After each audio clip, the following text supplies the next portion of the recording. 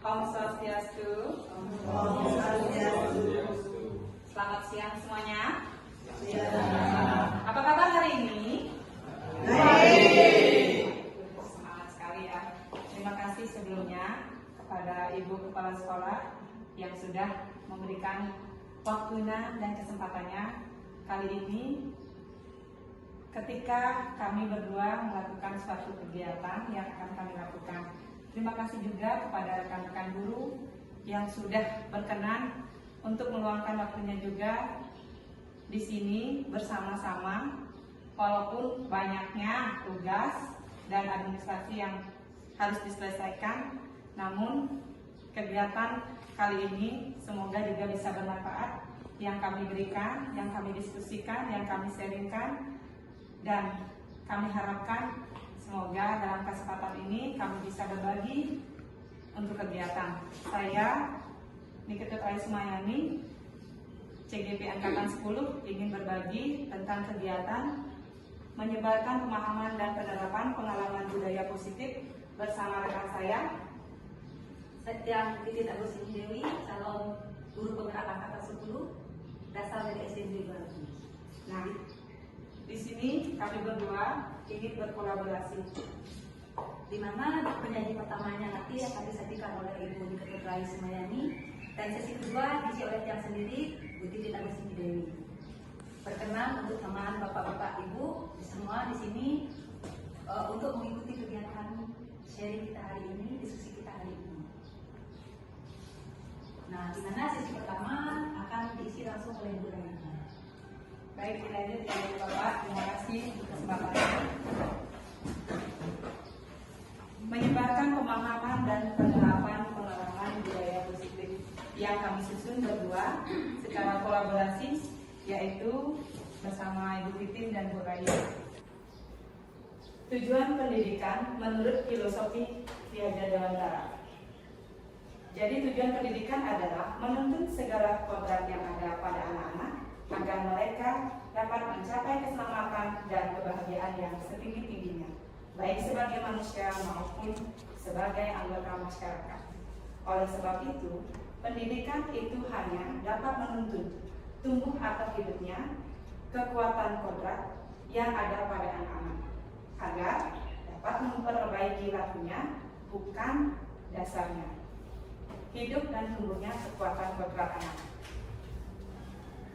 Di sini saya belajar banyak tentang pendidikan saat melakukan pendidikan. Ketika saya mendapatkan itu, saya belajar bahwa seorang guru itu adalah sebagai penuntun, bukan penuntut.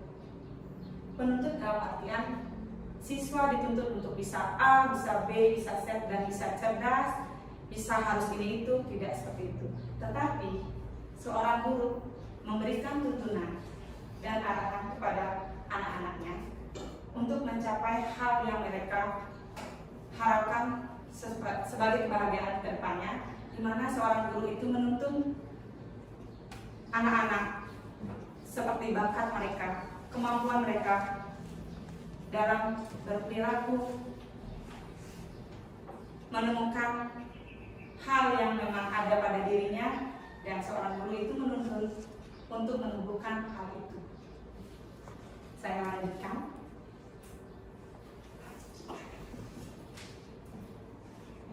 Budaya positif. Mungkin Bapak Ibu semuanya sudah mengenal budaya positif. Di sini kami berdua ingin memberikan pemahaman menurut kami budaya positif di sekolah, yaitu nilai kebiasaan di sekolah yang berpihak pada murid agar mereka dapat berkembang menjadi pribadi yang kritis, penuh hormat, bertanggung jawab sesuai dengan profil pelajar Pancasila. Ketika seorang guru memberikan tuntunan, arahan, nah, sebagai perkembangan pribadi yang kritis, sudah tentunya adalah harapan terbesar bagi seorang guru untuk mewujudkan hal itu dengan arahan dan tuntunan sesuai dengan kodrat dan bakat yang dimiliki oleh anak-anak, sehingga anak-anak memiliki pribadi yang kritis, penuh hormat, bertanggung jawab atas apa yang mereka lakukan, baik untuk dirinya, untuk teman-teman lingkungan, bahkan ketika mereka menjadi sebagai warga masyarakat yang sesuai dengan profil pelajar Pancasila.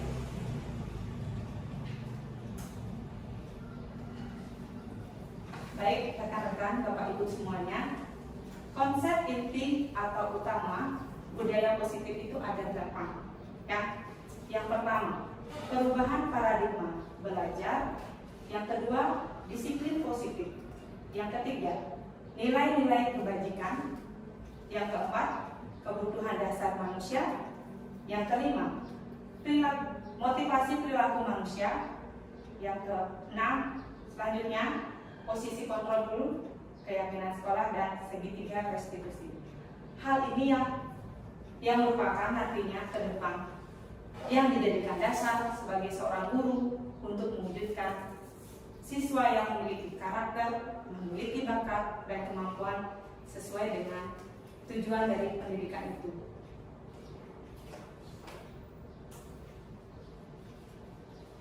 Yang pertama, perubahan paradigma belajar.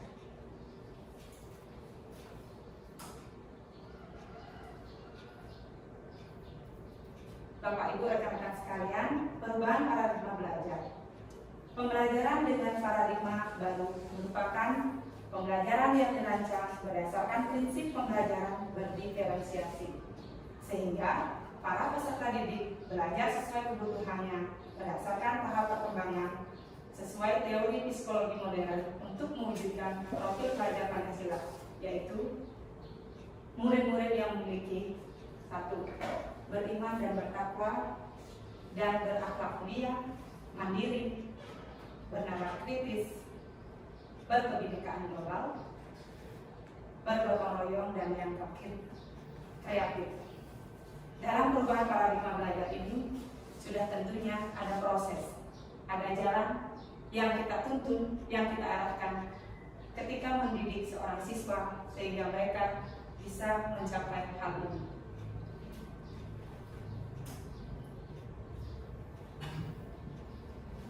Miskonsepsi tentang teori kontrol. Jadi biasanya mungkin semuanya pernah melakukan hal ini. Miskontrol atau teori kontrol yang di sini yang dimaksudkan adalah ilusi guru mengontrol murid. Kita memberikan tekanan. Nah, itu yang tidak diharapkan dalam pendidikan kita sekarang. Yang kedua, ilusi bahwa orang dewasa berhak memaksa.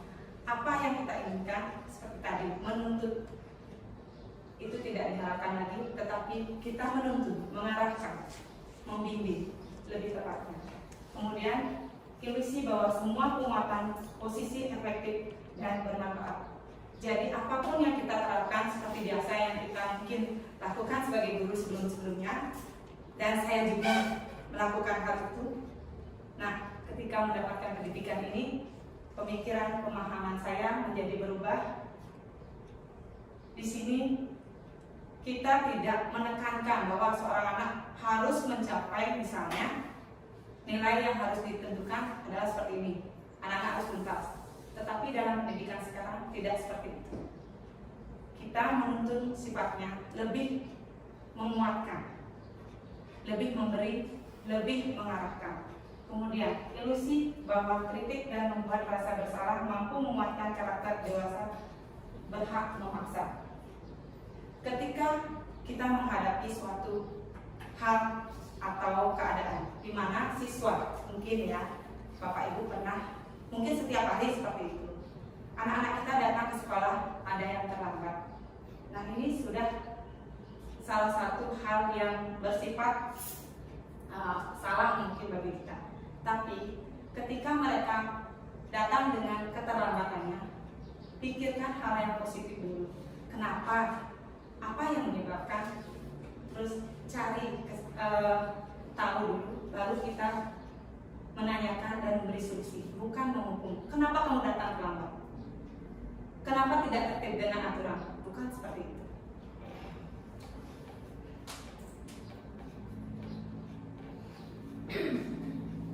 Merubah paradigma stimulus respon ke posisi kontrol.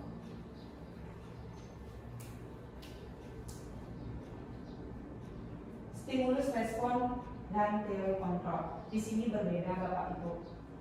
Secara yang pertama, realita atau kebutuhan kita sama dalam segi stimulus respon, tetapi dalam teori kontrol realita atau kebutuhan kita berbeda.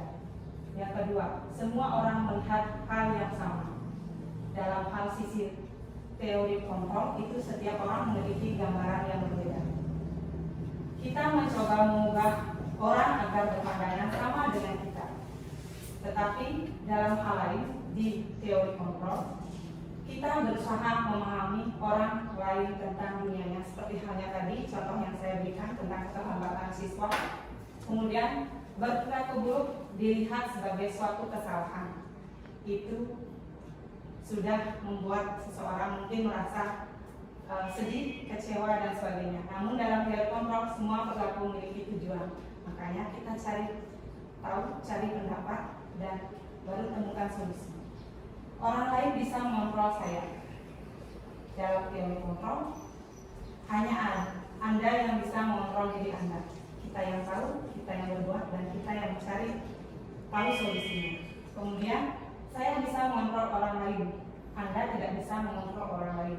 Lanjut, pemaksaan ada pada saat bujukan gagal. Ketika dia sedih, ketika dia kecewa, baru kita mendekati, merangkul itu. Tidak seperti itu sekarang. Dalam teori kontrol kita berkolaborasi, berdiskusi, dan konsensus menciptakan pilihan-pilihan baru, menemukan hal-hal baru. Kemudian model berpikir menang atau kalah. Dalam teori kontrol, model berpikir menang dan menang.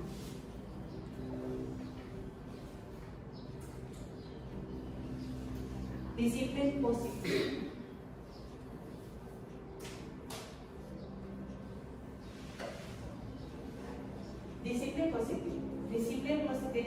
Disiplin berasal dari kata disiplina yang artinya belajar. Disiplin mengacu pada disiplin diri yang memiliki tanggung jawab terhadap apa yang dilakukan berdasarkan nilai yang diyakini. Sebagai pendidik, tujuan kita adalah menciptakan peserta didik yang memiliki disiplin diri sehingga mereka berperilaku mengacu kepada nilai-nilai kebajikan yang universal dan memiliki motivasi intrinsik dalam perubahan, berperilaku ke arah yang lebih baik. Nah, disinilah kuncinya disiplin positif itu diterapkan di sekolah, pada diri anak-anak, pada diri kita dan semuanya. Karena kenapa? Disiplin positif merupakan satu cara penerapan disiplin yang bertujuan untuk menumbuhkan kesadaran serta memberdayakan peserta didik tanpa imbalan penghargaan atau reward. Jadi kita lebih berapresiasi, memberikan apresiasi dengan aksi nyatanya seperti apa dijelaskan. Dan ancaman atau hukuman, di mana disiplin adalah kemampuan memerintah diri sendiri dalam mengontrol dan menguasai diri untuk memilih tindakan yang mengacu pada nilai-nilai yang kita hargai dengan penuh tanggung jawab tanpa terperintah oleh orang lain. Nilai-nilai yang kita hargai adalah nilai kebajikan yang bersifat positif. Manusia merupakan tujuan mulia yang ingin dicapai setiap individu, yaitu nilai-nilai dalam profil pelajar Pancasila. Sudah tentunya kita sebagai seorang guru, sebagai pendidik mengharapkan hal itu dalam anak-anak kita, ya. Jadi inilah yang dimaksud disiplin positif tersebut. Nilai-nilai kebajikan.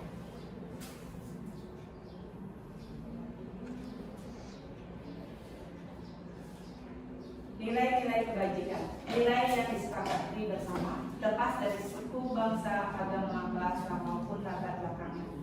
Artinya, kita menerapkan disiplin positif mulai dari diri kita yang kita awali di kelas, mungkin dengan kesepakatan siswa dan guru, baru tahap selanjutnya. Kemudian dalam hal ini, contoh nilai-nilai kebajikan universal dari institusi pendidikan. Yang pertama, profil pelajar Pancasila, yaitu seorang siswa harus seperti di sini, beriman, bertakwa kepada Tuhan Yang Maha Esa dan berakhlak mandiri, bernalar kritis, berpendidikan global, gotong royong, kreatif. Kemudian, Ekonomi Yes program atau PIP adalah sebuah toleransi rasa hormat, integritas, mandiri, menghargai, antusias, empati, keingintahuan, kreativitas, kerjasama, percaya diri, dan komitmen. Ini yang harus kita tumbuhkan pada diri seorang murid. Kemudian keterampilan hidup atau life skill. Hal ini dilakukan karena dapat dipercaya, lurus hati, pendengar yang aktif, tidak merendahkan orang lain, dan memberikan yang terbaik dari diri untuk diri, baru dikembangkan untuk orang lain. Kebutuhan dasar manusia dilanjutkan.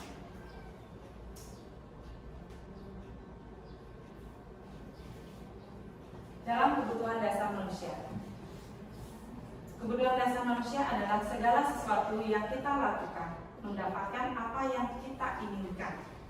Seluruh tindakan yang kita lakukan memiliki tujuan tertentu, dan semua usaha terbaik yang kita lakukan adalah dalam rangka agar kebutuhan dasar kita terpenuhi dengan baik pula. Jadi ini adalah kebutuhan dasar dari manusia. Kemudian dalam kebutuhan itu ada 5 kebutuhan dasar yang ada pada diri manusia. Yang pertama, bertahan hidup, itu meliputi seperti mendapatkan makanan, pakaian, tempat tinggal, keamanan, kesehatan. Kemudian yang kedua, kasih sayang dan rasa diterima. Rasa diterima, dipedulikan, berbagi, kerjasama, menjadi bagian dalam kelompok.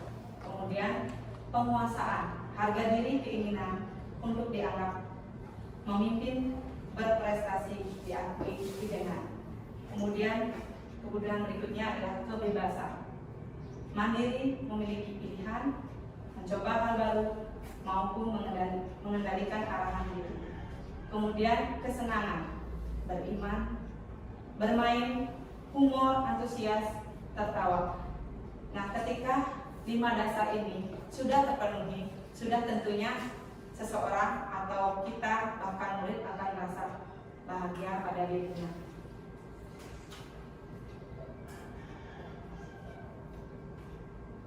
Bapak Ibu semuanya masih semangat? Semangat. Tepuk tangannya dong.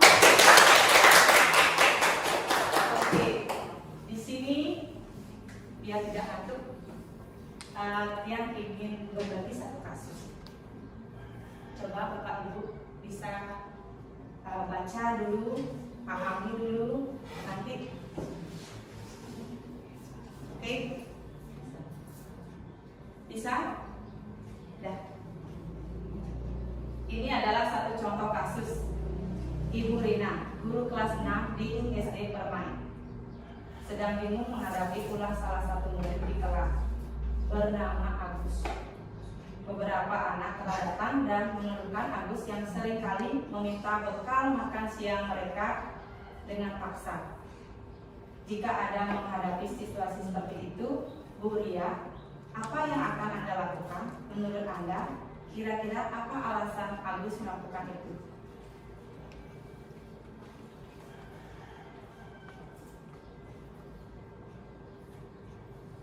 Jadi analisis kasus yang dilakukan dalam konteks penerapan disiplin positif Ibu Ria, sebaiknya yang pertama seperti tadi, kita mencari tahu dulu alasan kenapa Agus melakukan tindakan tersebut, agar kita memahami dulu keadaan siswanya kita sendiri, ya.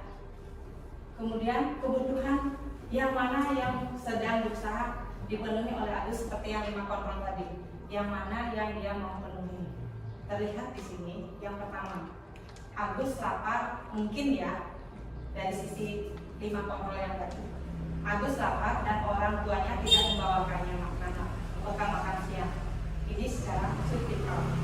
Kemudian mungkin dalam ilusi yang kedua, teman Agus jadi perhatian Agus karena dia ingin love Ibu. Kemudian yang ketiga, dalam ilusi yang mungkin muncul, dia merasa hebat karena temannya jadi takut. Ini yang penguasaan yang tadi. Dan menuruti keinginan karena dia punya power, dia punya penguasaan. Ketika dia ambil makanannya, teman-temannya takut, dia merasa dirinya berkuasa, dan hal itu membuat dia menjadi senang mungkin ya.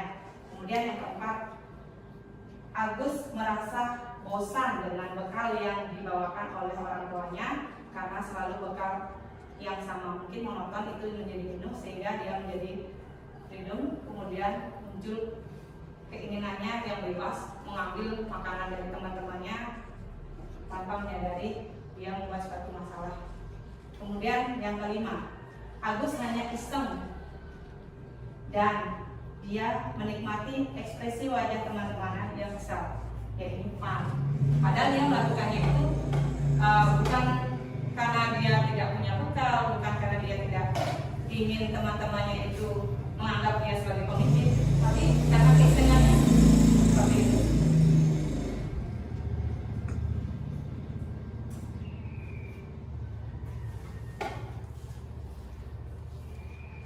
Nah, di sini sesuai dengan yang tadi kasus yang sudah dipaparkan, kasus Bu Lia tadi, sudah ditemukan posisi-posisinya.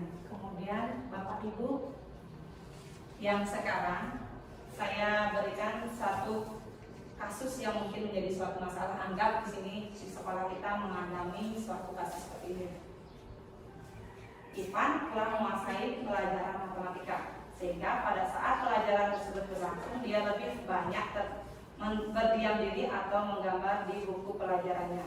Pada saat guru matematikanya Pak Seno menanyakan pertanyaan, Ivan menjadi gugup dan tak sengaja menjatuhkan tasnya dari kursi, serta tiba-tiba menjadi gagap. Pada saat berupaya menjawab, seluruh kelas pun menjadi tertawa. Melihat perilaku Ivan yang bicara tergagap dan terkejut tersebut, Pak Seno pada saat itu membiarkan teman-teman Ivan menertawakan Ivan yang tergagap dan malunya luar biasa, dan malahan meminta Ivan untuk maju ke depan dan berdiri di depan kelas sambil menunjuk hidungnya karena tidak bisa menjawab pertanyaan dari Pak Seno. Kelas makin gaduh dan anak-anak pun tertawa melihat Ivan di depan kelas dengan memegang ujung hidungnya. Gimana Bapak Ibu dari kasus ini? Menurut Bapak Ibu, posisi mana? Setuju tidak Bapak Ibu dengan perilaku dari Pak Seno dulu ya? Maaf, sebelum kita lanjut ke posisinya. Dari kasus yang sudah ada, menurut Bapak Ibu sekalian, Bapak Ibu setuju dengan perilaku dengan caranya Pak Seno? Tidak setuju. Iya. Saya pun sepertinya tidak setuju ya. Sekarang dari kasus ini, Bapak Ibu, adakah yang mau memberikan tanggapan kenapa tidak setuju dari perilaku Pak Seno pada siswa? Bapak Ibu, pikirkan dulu, baca dulu kenapa tidak setuju mungkin ya. Terus menurut Bapak Ibu, nanti posisi yang mana yang seharusnya seorang guru ya berikan atau seharusnya lakukan? Iya Bapak Ibu. Ya, Bu Sveti. Saya tidak setuju dengan Pak Seno, di mana Pak Seno itu langsung menunjuk hidungnya Eva di depan teman-temannya. Ya, kejadian perilaku Pak Seno itu membuat Eva itu menjadi kurang percaya diri ya, mentalnya bisa jatuh. Ya, seharusnya Pak Seno itu melakukan pendekatan secara individu. Iya, bagus Ibu. Jadinya Eva itu bisa tidak malu dengan teman-temannya. Seperti itu menurut saya. Wah, bagus ya tanggapan dari Bu Sveti. Tepuk tangan Bu. Jadi di sini Bu Sveti sudah mulai bisa ya memahami tentang posisi dan kesalahan seharusnya berperilaku yang seperti apa terlebih dahulu pada siswa dan sebagainya. Kemudian yang lainnya ada tidak? Mungkin yang mau memberikan? Sudah? Atau Bu Titin yang mau memberikan suatu pemahaman sebelum dilanjut ke slide-nya ini? Terima kasih Bu Rayu. Terima kasih Bu Rayu. Mungkin yang juga sama dengan pendapatnya seperti Bu Desweti. Siapa sih kita sebagai guru? Mungkin di sini sebelum kita mengetahui posisi kontrol kita ya sebagai guru, mungkin kita akan langsung, kenapa kamu nggak bisa jawab pertanyaan? Pasti kamu nggak belajar. Mungkin akan ada hal seperti itu. Dan hal ini pernah juga saya lakukan. Ada beberapa anak yang tidak mengerjakan soal, tidak mengerjakan PR, saya langsung tegur, to the point, saya langsung tegur anak tersebut seperti itu. Tanpa saya tahu alasannya apa sih, kenapa sih anak ini tidak membuat PR, atau kenapa sih anak ini tidak bisa mengerjakan soal ini. Kita tidak menggali seperti ini. Nah, saya sangat tidak setuju dengan apa yang dilakukan oleh Pak Sinu di sini. Karena benar kata Bu Senti tadi, di sini Iva ini mentalnya langsung down ya, langsung jatuh. Selain dia malu, semua teman sekelasnya itu di sini dia menertawakan dia di sini seperti itu. Jadi tindakan di sini Pak Sinu itu dia itu sebagai penghukum di sini ya. Dia sebagai penghukum, seharusnya tidak seperti itu. Sekian aja Bu Senti. Ya. Jadi tindakan yang dilakukan Pak Seno itu tepat sekali yang sudah dijelaskan oleh Bu Titin sebagai penghukum ya. Semestinya kita sebagai seorang guru memiliki posisi yang tentunya diharapkan sebagai siswa, yaitu sebagai manajer yang terpenting yang nanti akan dijelaskan, di mana seorang guru itu pertama ketika kita menghadapi sebuah kasus atau masalah bagi siswa, kita dekati dulu. Kita cari tahu apa yang menjadi alasan dari siswa itu melakukan hal itu. Kemudian ketika kita menemukan dari hal yang menyebabkan dari kegiatan atau masalah yang menyebabkan kondisi anak itu membuat seperti itu, barulah kita mencari solusi secara bersama-sama, melakukan diskusi ya, yang kemudian anak itu tahu tentang perilaku dan sadar akan kesalahan yang dia lakukan. Sehingga ketika diajak berdiskusi, siswa itu juga diharapkan bisa menemukan, mencari dan menemukan, tentunya yang dimaksud adalah apa yang semestinya yang dia lakukan untuk berubah seperti itu. Besar harapan kita sebagai pendidik, jika kita sudah melakukan hal itu, maka rasa kecewa atau rasa malu dari siswa itu tidak akan ada. Dan dalam hal ini mungkin kita sebagai pendidik pun bisa menjadi kebanggaan bagi diri anak-anak. Karena kenapa? Ketika anak-anak itu mengalami suatu masalah atau ada masalah, kita tidak secara langsung menghukum, tetapi mendampingi dia, menemukan dan memberikan solusi terbaik, sehingga ke depan anak itu menjadi lebih baik dengan tidak mengulangi kesalahannya dan menjadi berubah untuk lebih sukses ke depannya ya.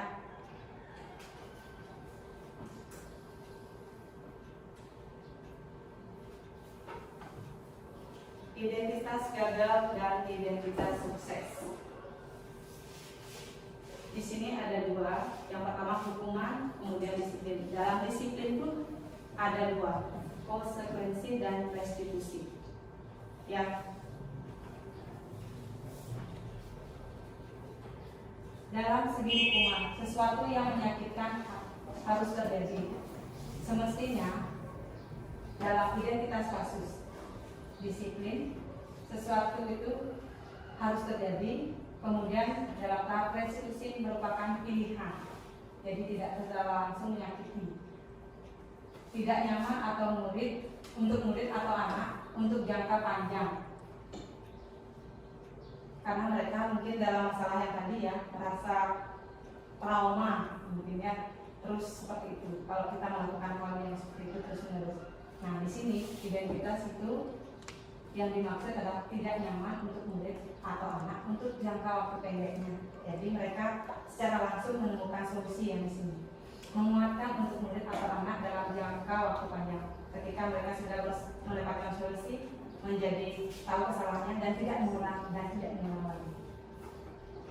Dalam sisi hukuman, korban mendapatkan keadilan. Kemudian dalam identitas itu korban bisa diabaikan, dan dalam segi restitusi korban mendapatkan ganti. Murid atau anak akan tersakiti. Yang di sisi identitas, murid atau anak dibuat tidak nyaman. Kemudian secara restitusi, murid atau anak mendapatkan penguatan di sini. Nah, di sini yang terpenting dalam segitiga restitusi. Ketika seorang guru menemukan masalah, kita ajak mencari solusi dan mereka tahu penyebab dan mencari tahu bagaimana caranya memecahkan. Perilaku pasif agresif meningkat karena kita terus menghukum, jadi anak-anak itu akan semakin seperti itu, semakin bahkan lebih yang tidak kita harapkan. Jadi anak-anak itu semakin kecewa, semakin sedih, bahkan tidak mau tahu lagi tentang apa yang diberikan. Penguatan hanya bertahan dalam jangka waktu pendek kalau dalam konsep konsekuensi saja diberikan. Kemudian kalau dalam restitusi, murid belajar untuk bertanggung jawab tentang perilaku kesalahannya, jadi dia sadar di sini. Kemudian dari kesadarannya dia akan merasa malu untuk mengulang seperti itu. Berperilaku hanya pada sebuah institusi, tidak berlanjut pada kehidupan nyata. Dalam konsekuensi yang kita berikan mungkin membantu penerapan mengikuti peraturan dalam masyarakat. Sedangkan dalam restitusi fokus pada pemecahan masalah dalam jangka waktu panjang.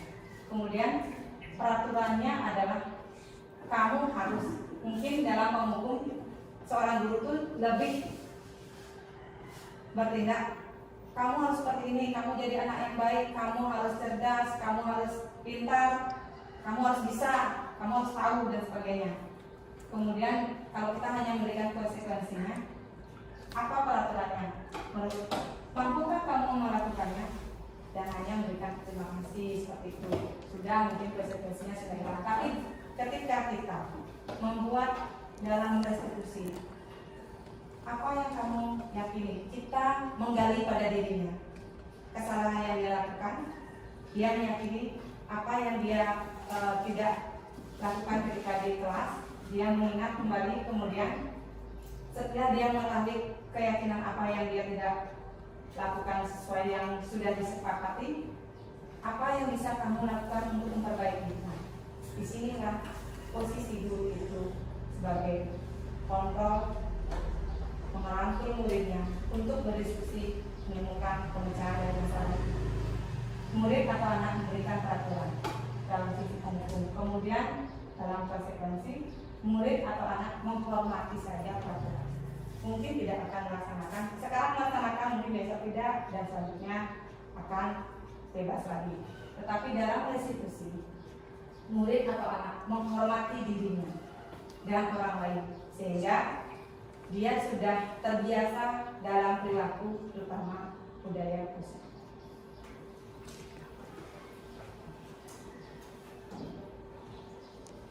Motivasi perilaku manusia. Motivasi adalah dukungan atau gerakan apa yang ditimbulkan untuk diri kita melakukan sesuatu. Nah, di sini akan dilanjutkan oleh rekan saya, yaitu Ibu Titin Mustini. Ibu Titin, silakan. Terima kasih Bu Adi atas waktunya. Ya, Bu. Selamat siang Bapak Ibu. Siang. Mungkin di sini karena kita tergabung dari beberapa SD, mungkin ada di sini yang belum kenal Tiang, mungkin ya. Tiang ulang lagi untuk perkenalan diri, karena tadi tiba-tiba spontan ya bukannya ya. Jadi Tiang tiba-tiba kaget gitu loh tadi. Nah, sebelum lanjut ke materi, izinkan saya untuk memperkenalkan diri, tapi sebelumnya terima kasih untuk waktunya Ibu Kepala Sekolah karena sudah meluangkan waktunya di sini meninggalkan meetingnya tadi demi kegiatan diskusi hari ini. beserta Bapak Ibu hebat sekalian di sini, terima kasih banyak sudah mau dan meluangkan waktunya bisa berkumpul di sana. Nah, sedikit saya memperkenalkan diri, nama saya Titin Agusini Dewi. Di sini saya berdiri sebagai calon guru penggerak angkatan 10 dari Kabupaten Gianyar. Saya bertugas di SD Negeri 2 Lebih. Nah, di sini saya didampingi oleh Bu Rai menyajikan pemaparan materi kita tentang budaya positif. Nah, di mana tadi sudah sebagian dijelaskan atau dipaparkan oleh Bu Rai-nya. Nah, di sini saya melanjutkan. Tapi sebelum saya lanjutkan, saya mohon izin dulu di sini ya Bapak Ibu, khususnya Ibu Kepala Sekolah.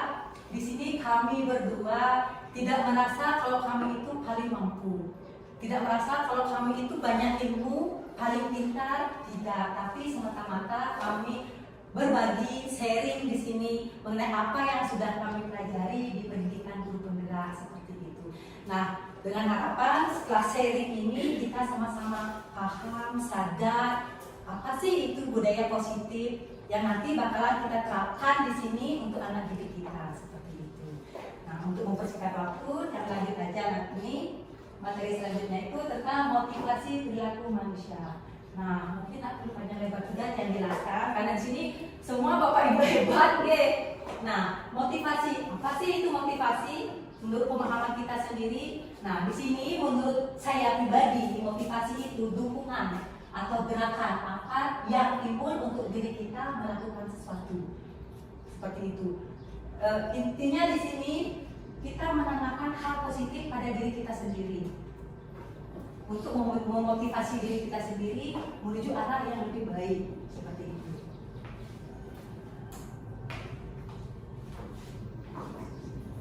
Nah, sebelum saya lanjut ke teori motivasi perilaku manusia, saya mau sedikit memberikan contoh. Nah, kebetulan di sini di sekolah saya di SD Negeri 2 Lebih ada terdapat satu anak kelas 6A, itu namanya Arya. Ya, Bu Setia. Namanya Arya. Kebetulan Arya ini dia itu hobi sekali berenang. Dia hobi sekali berenang dan kebetulan kemarin dia juga mewakili Kabupaten Gianyar ya Pak Ardito. Nah, mewakili Kabupaten Gianyar untuk lomba renang. Kalau nggak salah dia dapat juara berapa Pak Ardito? Juara 3. Wah, juara 3. Hebat kan namanya kita di sini. Nah, di sini yang perlu kita bayangkan, misalnya posisi kita itu ada di posisi Arya. Pemikiran Arya. Pertama ya, pemikiran Arya ya. Saya ikut renang. Sebenarnya sih saya nggak pengen ikut renang. Tapi saya takut sama Pak Arditonya, nanti saya dihukum. Misalnya seperti itu pemikirannya. Kalau di sini Arya berpikir saya takut dengan Pak Ardito, nanti saya dihukum. Itu yang pertama. Terus yang kedua, misalnya nanti kalau saya misalnya kalah, saya ditertawakan sama teman-teman, rasa malu. Nah, di sini berarti di sini muncul pemikiran seperti itu berarti Arya dipengaruhi oleh motivasi eksternal dari luar. Oke, Bapak Ibu, ya ada motivasi dari eksternal seperti itu. Nah, teori motivasi perilaku pertama, yang pertama itu untuk menghindari ketidaknyamanan atau hukuman. Maka di sini Arya dia berpikir, lu kena masih hukumannya aja Pak Ardito. Nah, misalnya seperti itu. Atau gimana ya?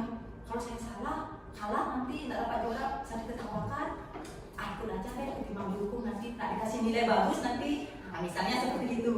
Nah, terus yang kedua di sini Arya juga berpikir, kalau misalnya saya ikut berenang dan saya dapat juara 1, saya dapat hadiah loh. Di sini saya dapat hadiah. Nah, misalnya seperti itu. Ada motivasi dari dia, saya ikut berenang, saya hadiah, dapat uang, dapat pujian dari Bapak Ardito sama Ibu Kepala Sekolah dan teman-teman, saya jadi artis sekolah. Nah, misalnya seperti itu. Terus yang kedua, selain itu saya mau nargetin ini SMP favorit. Siapa tahu kalau saya dapat juara, saya bisa mendapatkan SMP favorit. Nah, kalau sudah ada bayangan dari pihak luar, itu dinamakan motivasi eksternal. Nah, tapi semisalnya kalau di sini Arya berpikir,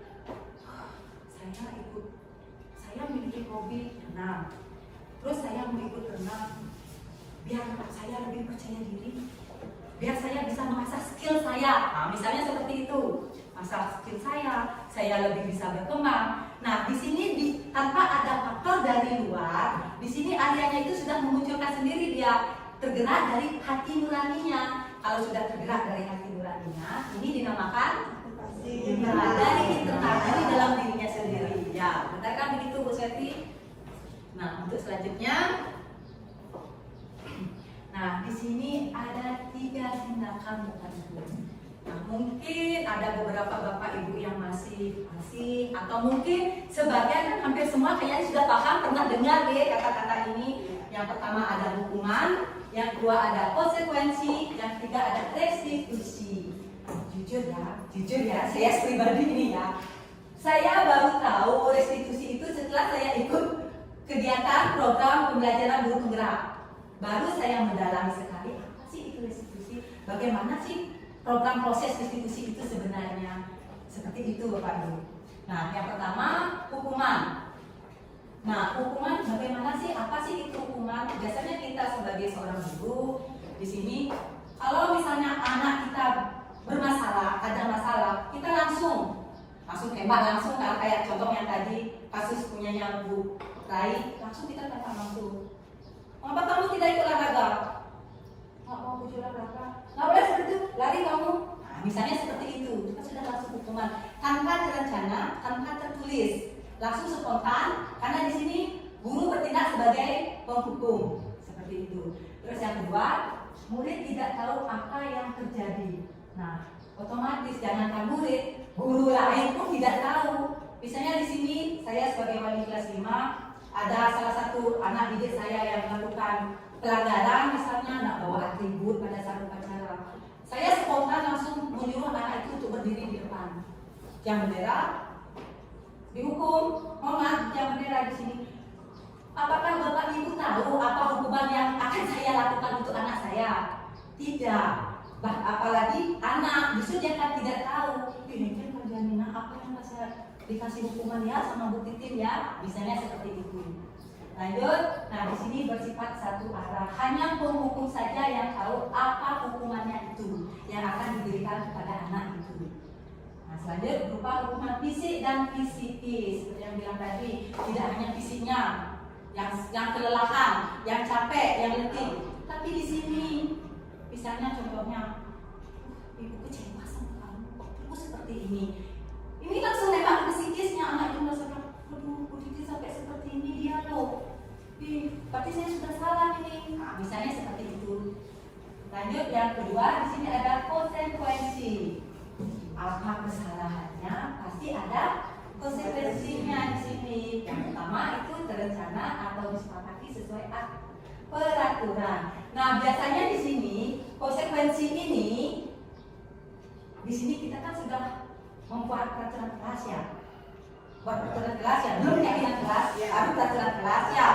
Nah, di sini pada saat kita membuat peraturan kelas itu tidak hanya satu pihak aja, kita guru enggak kan, melainkan kita rembukan bersama-sama. Misalnya tidak boleh datang terlambat. Terus hukumannya atau konsekuensinya apa Bu?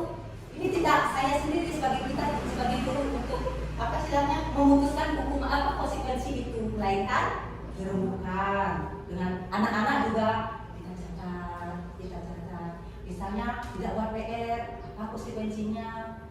Soalnya misalnya, tapi bukan dari kita tidak boleh, bukannya tidak boleh, tapi kita arahkan diri anak untuk mengeluarkan idenya. Karena apa? Karena di sini anak yang sebagai sasaran untuk menanggung konsekuensinya tersebut.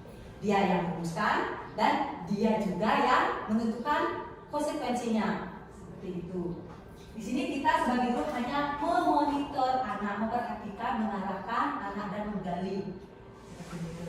Nah, selanjutnya di sini ada restitusi. Saya paling suka materi restitusi di sini.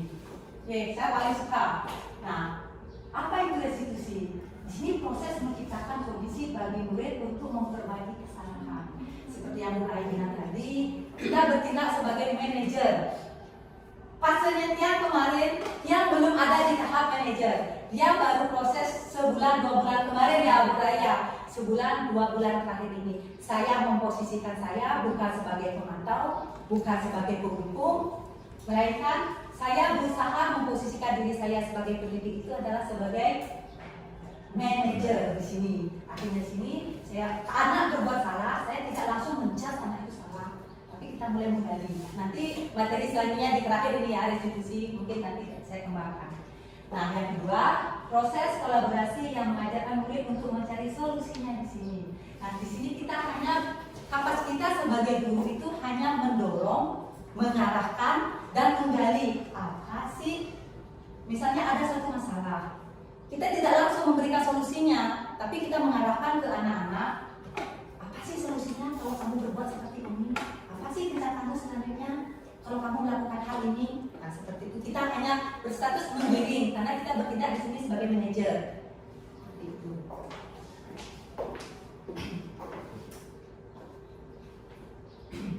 Nah, di sini Bapak Ibu yang mempunyai, kalau dibilang pertanyaan enggak ya, mungkin bacaan atau apa ya dibilang ya. Kalau dibilang pertanyaan ini nah masuk ke pertanyaan. Coba yang pertama, fokus lihat. Ini Bapak Ibu cukup tentukan ini termasuk hukuman atau konsekuensi.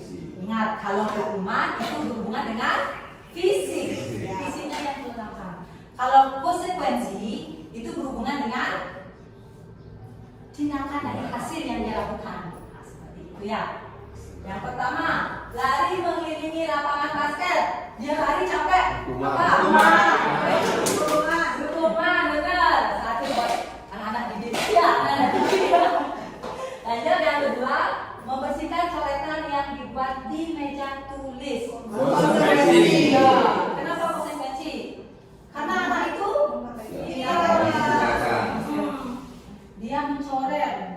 dia mencoret apa tuh namanya mejanya. Terus apa konsekuensinya? Harus dia sendiri yang membersihkan. Bila perlu dia sendiri membawa bangku baru ya, kepala sekolah ya. Lanjut yang ketiga, di sini murid diminta untuk push up 15 kali. Saya mau bertanya sama bapak gini olahraga. Benar tidak menghukum anak untuk push up?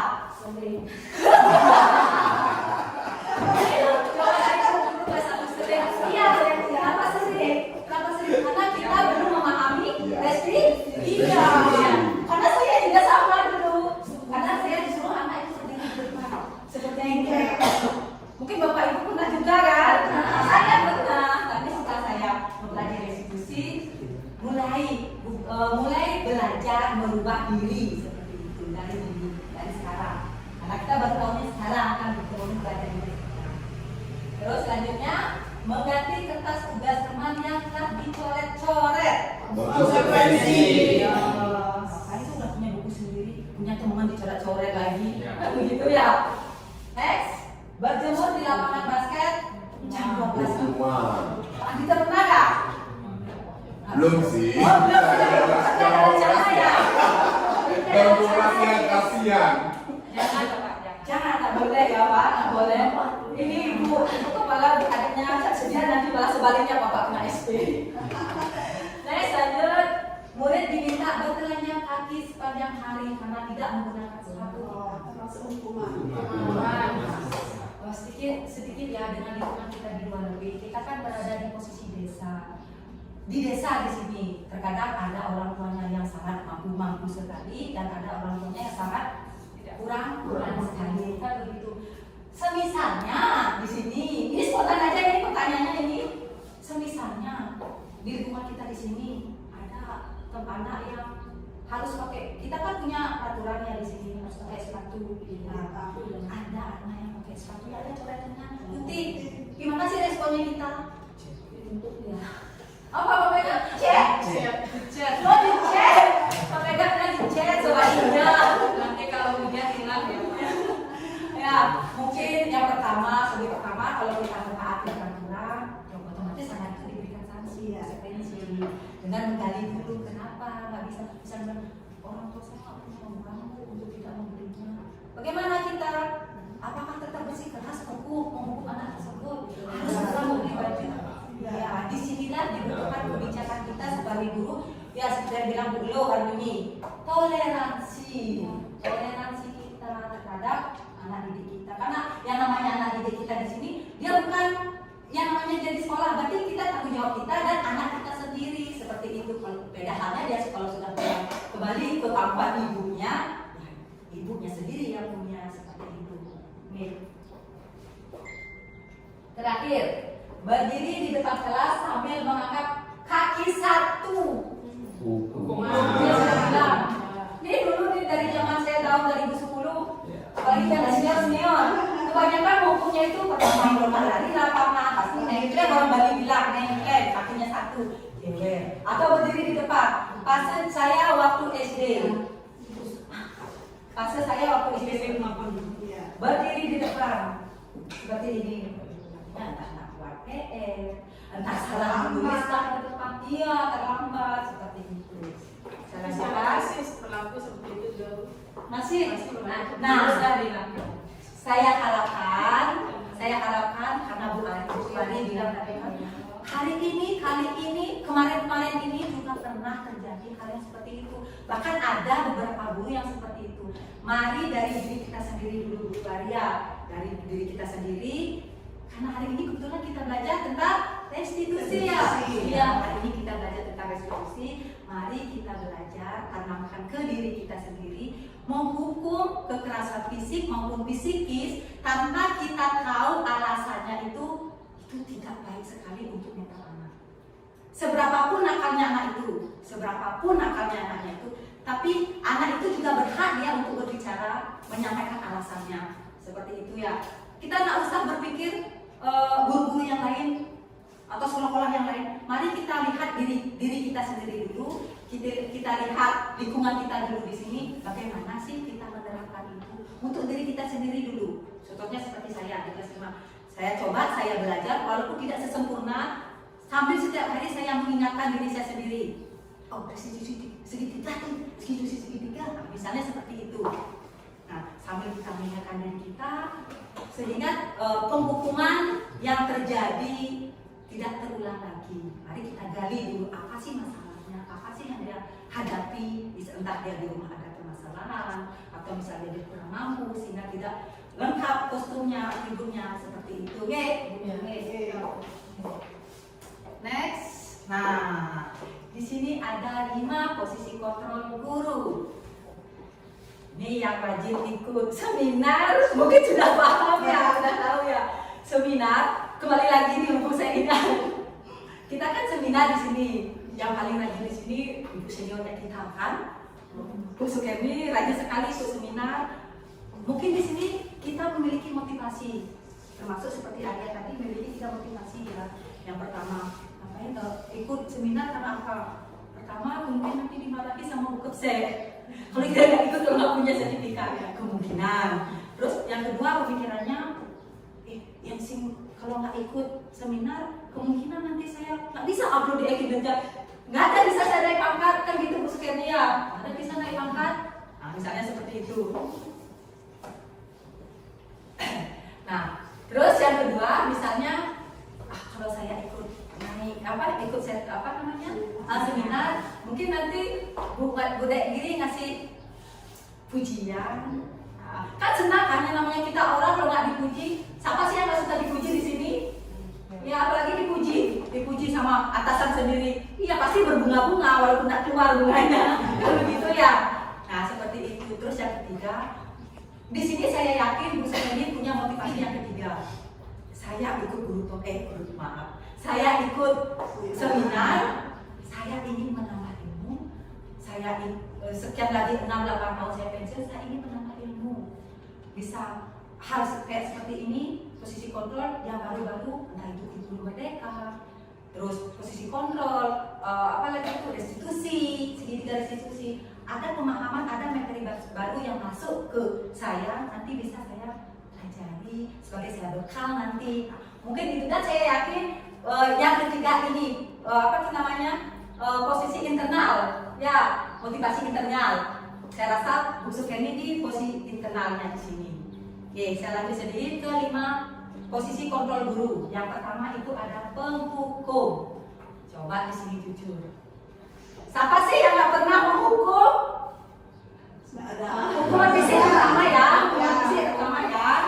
Ini buku baru. Bagaimana? Pernah nggak? Sudah yuk. Pernah. Manis sekali punya soalnya. Ya. guru olahraga saya yakin pernah, nggak perlu saya tanyakan. Ya, kalau ibu guru kelas 1, Bu Armini, Bu Listi, pernah yang bagian kelas 1 tuh.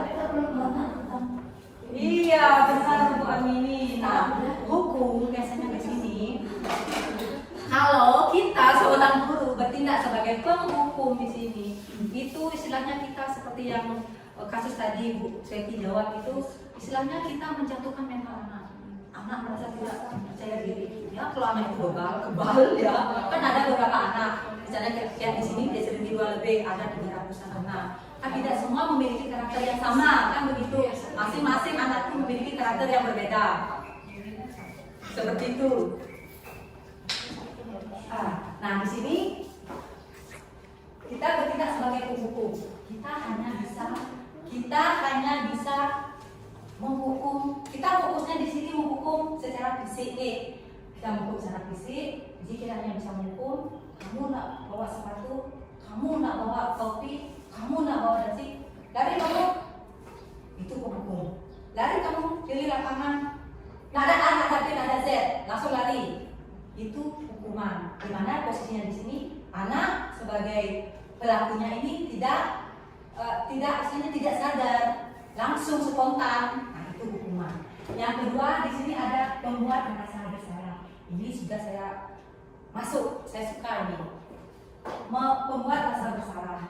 Anak melakukan kesalahan, misalnya jangan tadi bilang nak bawa dasi, nak bawa sepatu. Nah, kamu kok nggak bawa dasi? Kok nggak bawa sepatu? Misalnya ya, ibu sedih sekali, ibu kecewa sekali. Kok terlalu sering sih seperti ini? Malu loh ibu sama teman-temannya, ibu sama wali kelas yang lain. Karena setiap hari Senin kamu aja terus dipanggil, kamu aja terus dipanggil. Ibu malu, ibu sedih di sini. Dengan kata-kata saya kecewa, saya sedih, otomatis di sini anak itu akan merasa, nggak mungkin ya langsung seperti ini ya, pasti dia merasa bersalah karena satu kata, satu kalimat dan penekanannya, otomatis anak itu akan merasa dia, saya kok bisa bikin ibu guru seperti ini ya, aku nggak enak sekali. Nah, misalnya seperti itu. Nah, itu membuat rasa bersalah. Ketimbang kita melakukan hukuman fisik, lebih baik kita fokusnya ke sini, ke poin 2. Ya, ke poin 2. Kalau sudah poin 2 nggak bisa, teman. Ayo dong, kok terus aja terlambat, kok terus aja nggak pakai dasi? Besok nggak boleh gitu, pakai dasinya. Katanya jagoan, misalnya seperti itu. Seolah kita itu teman-teman, tapi memposisikan ada batasannya. Dia siswa, dia murid, dia anak didik, dan kita sebagai guru, pendidik. Yang keempat sebagai pemantau. Bapak Ibu paham tidak kalau posisi guru itu sebagai pemantau? Lihat aja. Iya, kita hanya melihat. Ayo, aku di sini. Coba di sini yang bertindak sebagai pemantau. Hanya lihat fokus, anak itu nakal. Sekali 2 kali, saya kena KPK. Satu kali oke, ada laporan dari temannya. Oke, saya diangkat 3 kalinya langsung masuk. Tidak panjang lebar, tapi langsung masuk. Kamu ngapain kamu tidak pakai dasi? Kamu tidak pakai dasi. Kamu tahu kan konsekuensinya seperti apa? Kamu masih ingat kan kesepakatan kelas kita seperti apa? Kalau melanggar atribut, melanggar kesepakatan kelas, konsekuensinya apa? Iya, harus segera kamu ganti. Beli sana, beli operasi sekolah, misalnya seperti itu. Ya, kalau anaknya punya uang, kalau enggak, kalau bukannya hanya 1.000, bagaimana dia bisa beli? Seperti itu. Makanya saya rasa kalau untuk memantau, ya kita pantau dulu, setelah itu baru kita ke manajer. Aman. Kalau hanya status kita sebagai pemantau saja, ya kalau anak itu seperti yang kita bayangkan kayak anak-anak di kota itu uang jajannya banyak, kalau uang jajannya 1.000, bagaimana? Nak makan seharian sampai jam 1, kasihan kan? Seperti itu. Nah, selanjutnya ada posisi yang mungkin yang perlu kita terapkan dan perlu kita pelajari di sini. Bertindak sebagai manajer. Nah, di sini bertindak sebagai manajer. Apa sih yang dilakukan kalau kita bertindak sebagai manajer? Di sini apa sih yang dilakukan? Nah, misalnya di sini tugas dari manajer itu kita tahu anak itu salah. kita tahu anak itu membuat kesalahan, tidak pakai dasi. Nah misalnya dia tidak pakai dasi, tidak pakai atribut, kita tahu dia salah, tapi kita tidak langsung menjudge anak itu salah. Kita panggil pelan-pelan anak itu, entah kita cari suasana yang nyaman. Kalau sudah suasana yang nyaman, anak pasti enak ya, enak, tenang, leluasa untuk menyampaikan apa yang dia rasakan seperti itu. Kita arahkan anak, nah tadi ibu dapat laporan, ibu kebetulan baru datang ini.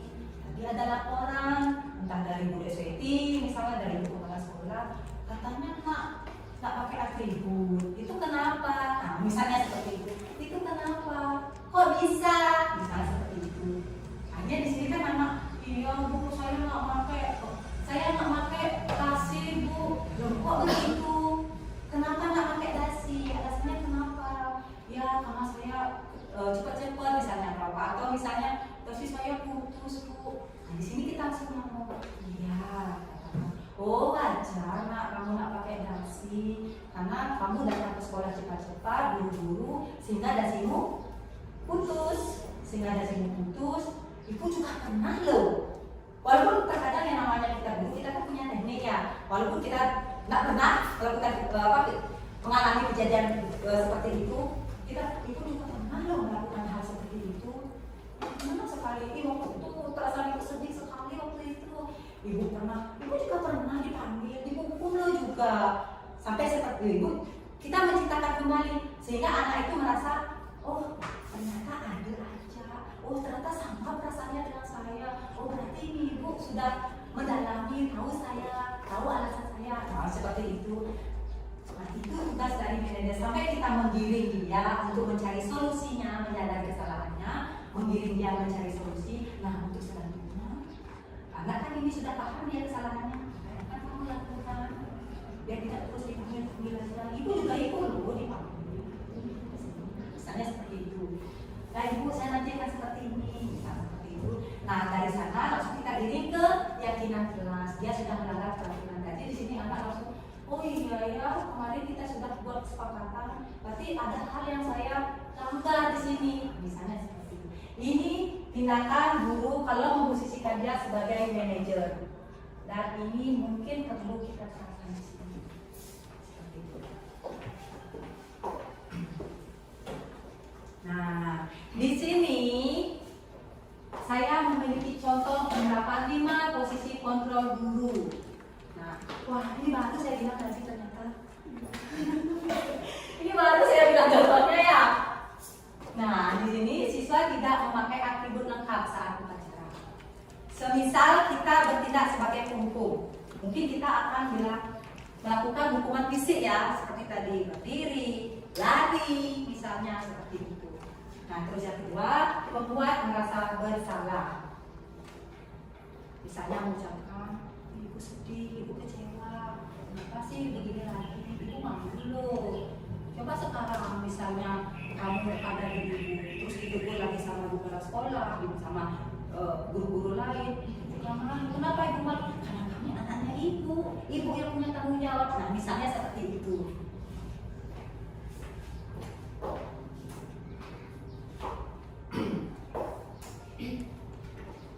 Nah, selanjutnya sebagai teman.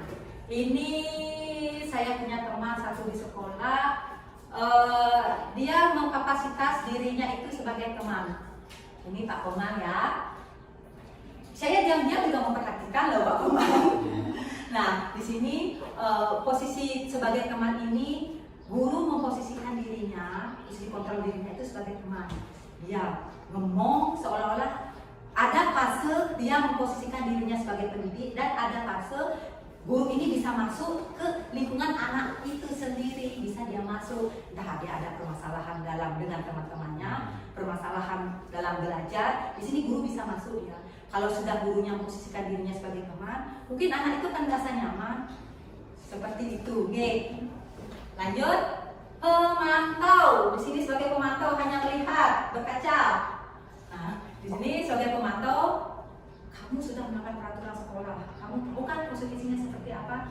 Kalau pemantau, dia langsung mengarah apa keyakinan kelasnya, apa peraturan kelasnya, tak bisa ditulis, langsung nembak ke sana. langsung masuk ya ke sana. Kalau kamu sudah melanggar seperti ini, konsekuensinya seperti ini. Kamu harus penuhi konsekuensi ini. Karena apa? Karena peraturan sekolah ini kamu sendiri yang buat dengan teman-teman, bukan bapak, bukan ibu, seperti itu. Lanjut, terakhir sebagai manajer. Nah, di sini kita menggiring. Mungkin kita sebagai guru menggiring, membuat suasana nyaman, ya, membuat suasana nyaman, sehingga anak itu merasa nyaman untuk bercerita. Teman curhat istilahnya kata lainnya, guru Pak guru teman curhatnya kalau dia sudah nyaman curhat, besu keluar semua kata-katanya seperti itu. Itu kita bertindak sebagai manajer. Nah, bagaimana? Ada pertanyaan mengenai posisi kontrol ini sebelum saya lanjut? Sudah aman? Yakin nih sudah nyaman? Sudah. Oke, saya lanjut. Saya punya pertanyaan lagi Bu. Anggap aja ini kulit kacangnya. Ambil bijinya dimakan kalau enak, kalau enggak dibuang. Nah, yang pertama di sini ada posisi kontrol. Apakah aku, bukan yang lain, tapi diri kita sendiri ya. Yang pertama, saya kecewa sekali dengan kamu. Apa posisi kontrolnya? Membuat dasar bersalah. Ya, membuat dasar bersalah. Ini coba mulainya seperti ini gimana ya? Nanti 1 detik aja kita belajar ya. Next, yang kedua, kamu tidak pernah benar melakukannya. Apa? Kamu tidak pernah benar melakukannya. Lari kamu sekarang. Misalnya seperti itu ya. Terlihat tak ada saya. Lanjut yang ketiga, ayo lakukan demi ibu. Ayo lakukan demi ibu. Atau ayo lakukan demi bapak. Nah, ini tidak posisi kontrolnya. Nah, ayolah lakukan demi ibu. Masa melanggar terus? Masa malu-maluin ibu terus? Di sana seperti itu. Lanjut, apakah kamu mau mendapatkan stiker bintang hari ini? Sebagai pemantau. Kenapa sebagai pemantau? Karena di sini kita kan membuat sepakatan kelas. Misalnya di sini yang benar menjawab, boleh istirahat di luar. Saya seperti itu. Nanti Bude jangan tegur saya ya. Terus yang kedua misalnya nilainya 100, anak-anak dapat stiker. Ini kesepakatan bersama loh kita buat. Nah, misalnya seperti itu. Lanjut. Bagaimana kamu bisa menyelesaikan masalah ini? Bagaimana sih kamu bisa menyelesaikan masalah ini? Apa ini? Ya, di sini statusnya dari bahasanya, dari katanya dia menggali ya. Dia menggali di sini tidak menyalahkan, tidak menghakimi, tapi dia menggali. Terakhir, kamu selalu yang paling terakhir. Apa? Kamu selalu yang paling terakhir. Disuruh apa-apa selalu paling terakhir. Berdiri kamu di depan kelas, misalnya seperti itu. Oke. Dan jawaban Bapak Ibu semuanya hebat. Yuk kasih semangat. Saya membayangkan di kelas suasana pembelajaran seperti ini. Next, selanjutnya, nah di sini kita masuk ke keyakinan kelas. Saya yakin Bapak Ibu semua di sini, apalagi di sekolah PT Negeri 2 Lebih, itu gurunya hebat-hebat semua dengan kepemimpinan kepala sekolah yang luar biasa seperti itu. Dan saya yakin Bapak Ibu semua di sini sudah membuat keyakinan kelas. Nah, pertanyaan di sini, mengapa keyakinan kelas? Kok bukan peraturan kelas? Maka sih harus keyakinan kelas? Yuk, kenapa? Nah, di sini sebelum kita merumuskan keyakinan kelas, sebelum kita merumuskan keyakinan kelas, terlebih dahulu kita buat peraturan kelas. Di mana peraturan kelas ini dia berupa satu kalimat, mungkin satu paragraf, mungkin satu buku ya yang anak tulis seperti ini kan. Nah, dia buat satu kalimat panjang lebar seperti itu. Nah, nanti dari peraturan kelas ini akan dispesifikkan lagi, akan diciptakan lagi, akan diminimalkan lagi menjadi satu kalimat positif, satu kalimat kebajikan, yaitu keyakinan kelas. Keyakinan kelas itu sama artinya dengan kalimat kebajikan. Satu nilai kalimat kebajikan itu kalimat positif, jadi dari satu lebar kalimat diubah menjadi satu kata kata kalimat positif. Nah, itulah keyakinan kelas. Berarti di sini peraturan itu adalah bagian dari keyakinan kelas untuk membentuk keyakinan kelas itu sendiri. Nah, mungkin yang nggak bacakan ya, Bapak Ibu bisa lihat di depan peraturan kelas seperti apa, keyakinan kelas itu seperti apa. Seperti itu nih. Bisa saya lanjutkan? Bisa?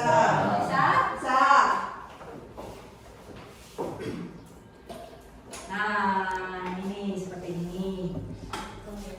Ya, istilahnya garis besarnya seperti ini. Awalnya kita susun.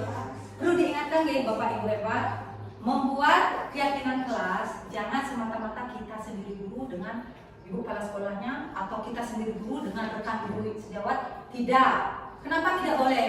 Karena nanti yang menjalankan, yang melakukan itu adalah anak-anak. Maka di sini jangan juga kita juga tidak boleh memutuskan apa sih peraturan kelas yang harus kita buat. Tapi anak sendiri yang membuat, dia yang merumuskan dengan bahasa kalimatnya sendiri. Kita hanya menggiring, mengikuti, mengarahkan dia.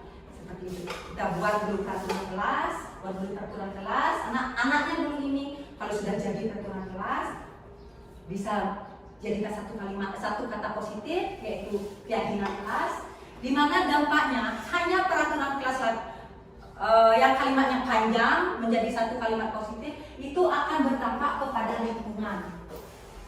Ya enggak? Ya, berdampak pada lingkungan yang positif. Makanya kita di sini membuat keyakinan kelas. Karena dampaknya apa? Dampaknya untuk lingkungan kita sendiri di sekolah. Tidak hanya lingkungan di kelas, tapi lingkungan kita di sekolah, warga sekolah semua di sini. Itu yang hasilnya nanti akan mencapai budaya positif. Kita tidak seperti mie instan Bapak Ibu untuk menciptakan budaya positif langsung sedot langsung jadi. Enggak. Tapi kita butuh proses hingga jadi. Kayak kita bikin bikin rendang, rasanya enak, mungkin butuh waktu yang lama. Ini juga halnya sama. Budaya positif juga butuh proses, butuh banyak hal yang direncanakan. Tidak hanya hal satu yang direncanakan hanya dengan kepala sekolah dan satu guru, 2 guru, 3 guru, nggak bisa. Melainkan kita dulu semua guru diikuti oleh anak-anak. Bila perlu kantin, bila perlu komite, kita libatkan semua sehingga kita mencapai budaya positif. Walaupun tidak sekarang kita belajar budaya positif, ayo besok kita biar jadi besok, kan tidak bisa seperti itu. Tapi kita merubah mindset, merubah karakter itu perlahan-lahan karena butuh proses. Mari kita mulai dari diri kita sendiri dulu, dari diri kita sendiri dulu, kemudian kita gerakkan anak-anak sehingga mampu kita menggerakkan semua. Nah, di sini pembentukan keyakinan kelas. Mari kita sama-sama baca. Yang pertama itu ada sifat abstrak dari pikiran anak-anak. Apa yang dia bayangkan? Saya ingin kelas impian. Kelas impian itu ya seperti ini. Tidak boleh ini. Seperti itu. Tidak boleh ini. No itu. Dilarang ini. Misalnya seperti itu. Kedua, berupa pernyataan universal. Umum ya, umum dasar pemikiran yang namanya pemikiran anak SD seperti apa sih? Nah, mungkin dia mendekati pemikiran profesor atau kita kan begitu. Pasti kalimatnya sederhana, tapi mudah dipahami. Yang ketiga, dibuat dalam pernyataan positif. Kalimatnya itu positif. Nah, mungkin kan yang dulu dibuat. Lanjut. Nah, mudah dimengerti. Next, sesuai dengan kondisi kelas. Nah, pastinya kita menyusun peraturan dan keyakinan kelas itu menyesuaikan dengan kondisi kelas kita. Seperti saya contohnya, saya dengan kelas sebelah Bu Haji, kelas A. Tidak mungkin sama, walaupun kita di kelas 5, tidak mungkin sama situasi anak seperti apa. Contohnya anak yang hiperaktif di kelas 5B, sedangkan anak di kelas A asik kalem sekali. Itu sudah berbeda. Jadi apa yang saya susun, apa saya rancang di kelas 5B belum tentu bisa dipakai di kelas yang lain. Nah, seperti itu. Jadi di sini kita menyesuaikan kondisi dengan situasi yang ada di kelas kita sendiri. Makanya di sini kita sarankan, kita arahkan anak yang mempunyai ide kritis, bukan kita, tapi anak. Itu yang perlu digarisbawahi.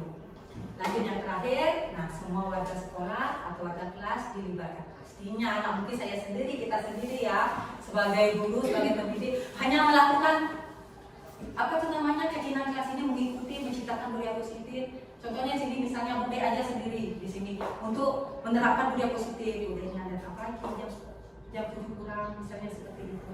Padahal beliau kan tak pernah langsung kamu harus datang pagi-pagi ya, saya aja datang pagi-pagi kan tak pernah. Tapi di sini secara lisan tidak langsung beliau datang jam 7 kurang 10 menit. Ya kitanya gimana? Masa kita enak-enakan sih datang jam 7 lebih, datang jam setengah 8. Atasan kita sendiri aja datangnya jam 7 kurang. Masa kita bawahannya datang jam setengah 8, datang jam 8. Gimana sih rasa kita, istilahnya rasa kita menghargai, menghormati beliau sebagai atasan seperti itu. Contoh umumnya nih. Nah, lanjut materi pokok kita. Bukan materi pokok ya, materi favorit. Materi favorit, segitiga restitusi. Mungkin ini saya sampai menjelaskan ke sini, saya rasa semua udah paham. Karena tadi saling kait mengaitkan masuk ke sini dia. Saya rasa semua udah paham nih segitiga restitusi di sini. Nah, segitiga restitusi apa sih itu? Apa sih itu segitiga restitusi? Nah, segitiga restitusi itu adalah satu proses menciptakan kondisi bagi murid untuk memperbaiki kesalahan mereka, sehingga mereka bisa kembali pada kelompok mereka dengan karakter yang lebih kuat, tidak jatuh, tidak down, seperti itu. Nah, melalui restitusi guru dapat kita di sini, kita dapat melalui restitusi ini apa sih yang kita dapat? Apa sih yang kita lakukan?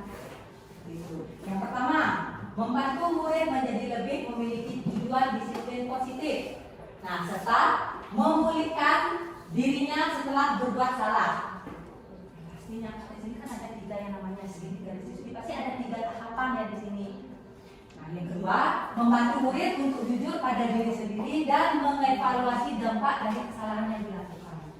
Anak itu dengan sendirinya dia sadar, oh saya tadi nggak pakai dasi, berarti saya sudah melakukan kesalahan dong. Pantas saya dipanggil tadi, pantas saya diajak duduk di sini. Jadi anak itu menyadari dia dengan sendirinya, tanpa kita langsung nembak. Kamu sudah nggak pakai dasi lagi, kamu tahu kan kesalahanmu di mana? Dia ada seperti itu. Nah, yang ketiga, memberikan penawaran bukan paksaan. Kita memberikan penawaran misalnya, kalau kamu berbuat seperti ini, kamu tahu tidak dampaknya apa. Nanti kalau kamu seperti ini, hasilnya akan seperti ini. Nah, misalnya seperti ini.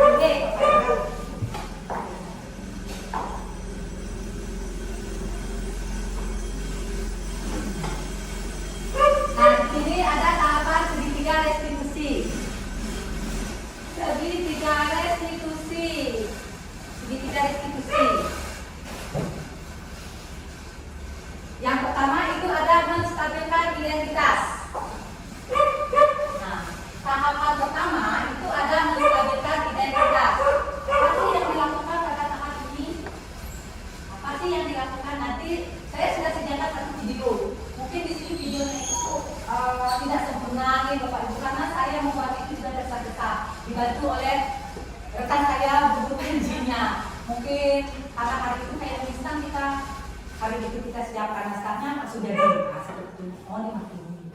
Nah, terus yang kedua ada validasi tindakan yang salah. Di sini anak itu harus menggali dia sendiri kesalahan apa sih yang sudah dia lakukan, terus solusinya apa. Nah, selanjutnya ada menanyakan keyakinan kelas. Dari kesalahan yang dia lakukan, ada kaitannya tidak dengan keyakinan kelas? Peraturan apa sih, keyakinan kelas apa sih yang sudah dia lakukan? Terus kalau dia sudah melanggar itu, apa sih yang akan dia lakukan biar tidak terulang lagi? Misalnya seperti itu.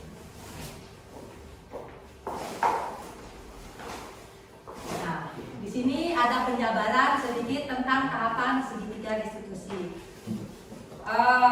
Penjabaran di sini istilahnya bentuk sebuah pertanyaan yang cocok, yang pantas pada saat kita melakukan restitusi ini. Nah, pada saat menstabilkan identitas, ini ada beberapa pertanyaan di sini. Nah, boleh nanti Bapak Ibu saat misalnya semoga ada anak yang mengalami kasus, misalnya ada yang mengalami kasus, mari kita coba bertindak sebagai kita manajer, bertindak kita sebagai posisi manajer. sini coba sekali aja. Saya sudah terapkan ini sekali. Enak loh, nyaman loh. Anak itu nggak merasa down ya, tapi dia lebih merasa, oh iya ya, oh ternyata begitu, oh iya saya salah, oh iya saya jadi. Walaupun besok dia ulangi lagi, tapi pada saat itu dia bilang, oh iya Bu, saya janji saya nggak ulangi lagi. Misalnya seperti itu. Nah yang pertama, berbuat salah itu tidak apa-apa, itu manusiawi, itu wajar. Karena apa? Namanya yang manusia membuat kesalahan itu tidak mudah harus sempurna. Kita sebagai manusia tidak mudah harus seperti itu. Nah, terus saya juga pernah melakukan kesalahan seperti itu. Nah, di sini ibu juga pernah kok melakukan kesalahan hal yang sama seperti yang kamu lakukan. Sehingga di sini anak itu tidak merasa sendiri dia merasa bersalah sendiri, merasa paling nakal sendiri. Kalau sudah kita merasa, oh ibu juga pernah, jadi dia kan enak untuk ngomongnya. Akhirnya, nah kita bisa menyelesaikan, kita bisa kok menyelesaikan ini. Mana sih ada permasalahan yang tidak bisa diselesaikan? Nah, Bapak Ibu tidak tertarik mencari siapa. Nah, di sini kita tidak tertarik. Padahal awalnya kita sudah tahu kalau anak itu salah, tapi kita berusaha di sini kita menunjukkan kepada anak-anak kalau kita itu tidak tertarik. Walaupun kamu salah, walaupun kamu benar, ingat posisi diri. Seperti itu, ingat posisi diri. Sadari kesalahan sendiri. Kalau sudah kita bisa menyadari kesalahan sendiri, di sini kita tahu apa langkah selanjutnya, apa yang akan kamu lakukan untuk tidak mengulangi hal tersebut.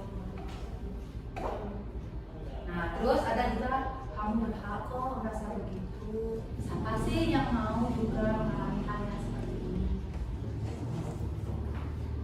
Lanjut.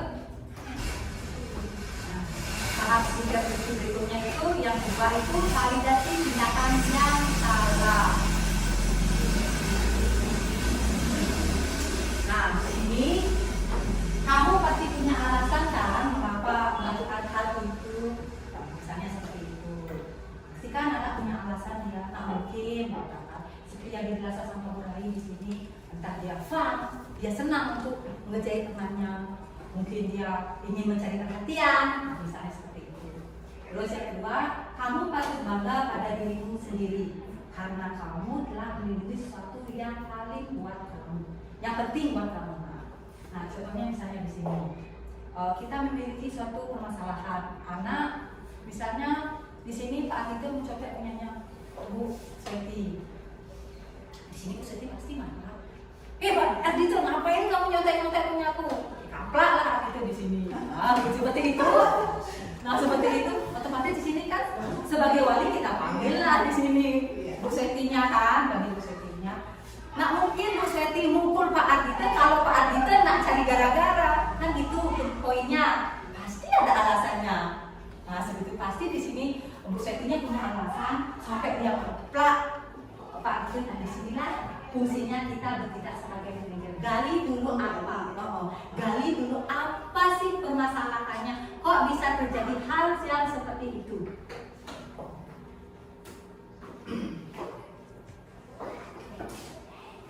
Selanjutnya, yang terakhir, menanyakan keyakinan kelas.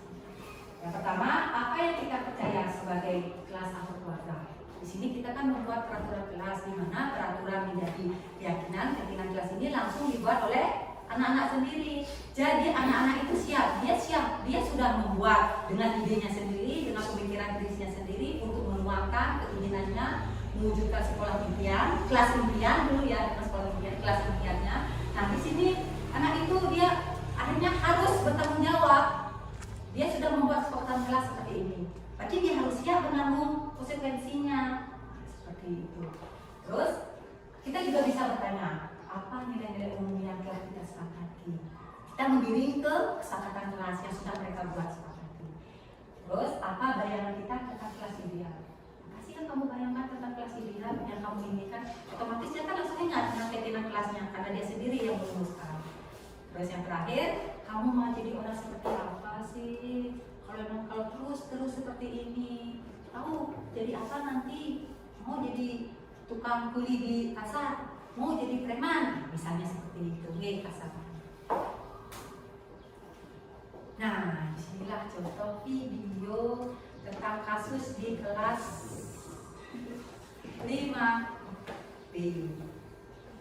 sebenarnya sih bukan kasus tapi rekayasa kasus.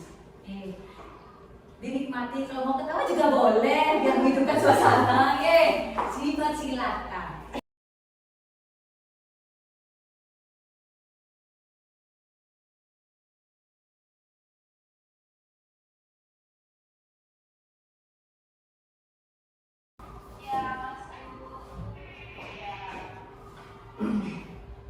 Sebenarnya punya Burai lebih asik, lebih bagus, tapi karena dadakan langsung dia punya sendiri yang kita pakai. Yang penting ada sambal, ada combro untuk melakukan sendiri dari sini.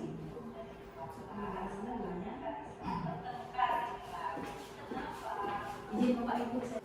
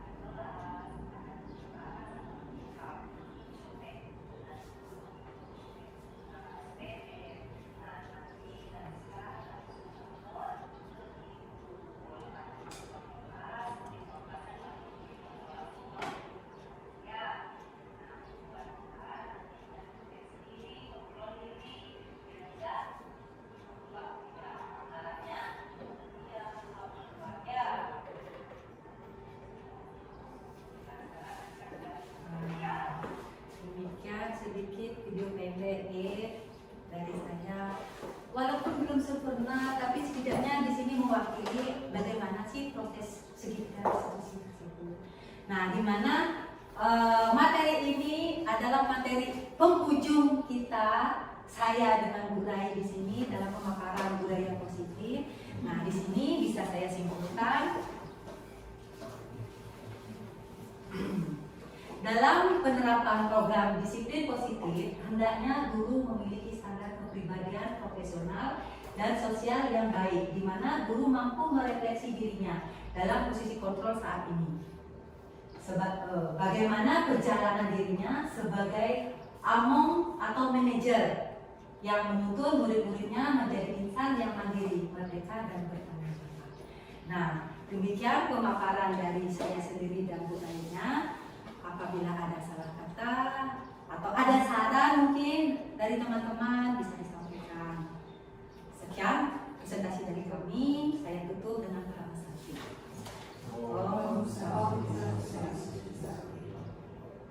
Adakah saran teman-teman?